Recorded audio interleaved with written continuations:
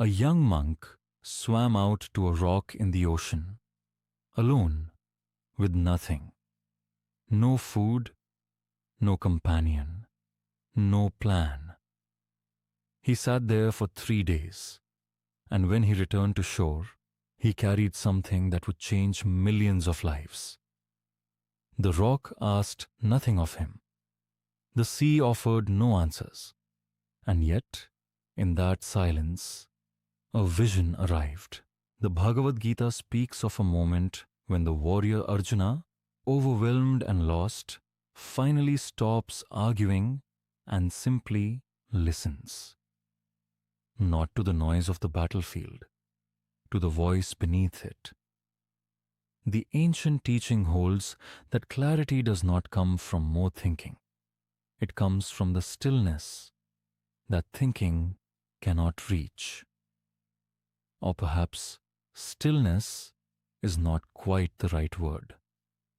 The sages called it something closer to becoming empty enough to receive. Swami Vivekananda had walked the length of India on foot.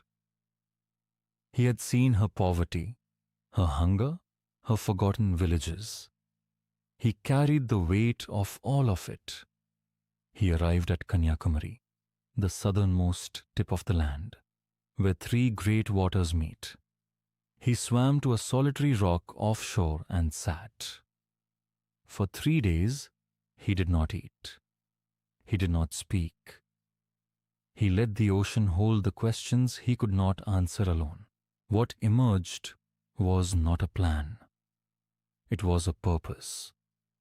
He saw, with sudden and complete clarity, that India's ancient spiritual wisdom was not a relic to be preserved behind glass. It was medicine. It was meant to move, to travel, to meet the world's suffering with something the world had forgotten it needed. That vision sent him to Chicago, to a parliament of religions, where he stood and spoke of unity at a time when the world was busy drawing lines. 3 lessons live inside those 3 days. First, the questions that matter most cannot be forced. They must be sat with, the way the rock sat with the sea, patient and unmoving, until the answer rises on its own. Second, clarity is not the absence of difficulty. Vivekananda had seen suffering everywhere. The vision came not despite that weight, but through it. Suffering held consciously becomes a compass. Third, purpose is not invented. It is uncovered. You do not build it from ambition. You find it in the silence beneath ambition. The practice is simple, though not easy. Once this week, sit somewhere without a screen, without a task. 5 minutes. Let the discomfort of doing nothing arrive. Don't fight it. Don't fill it.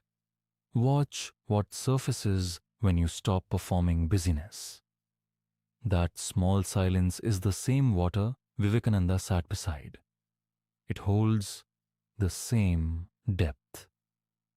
If this brought you a moment of stillness, subscribe and walk this path with us. The rock in the ocean did not give Vivekananda his mission.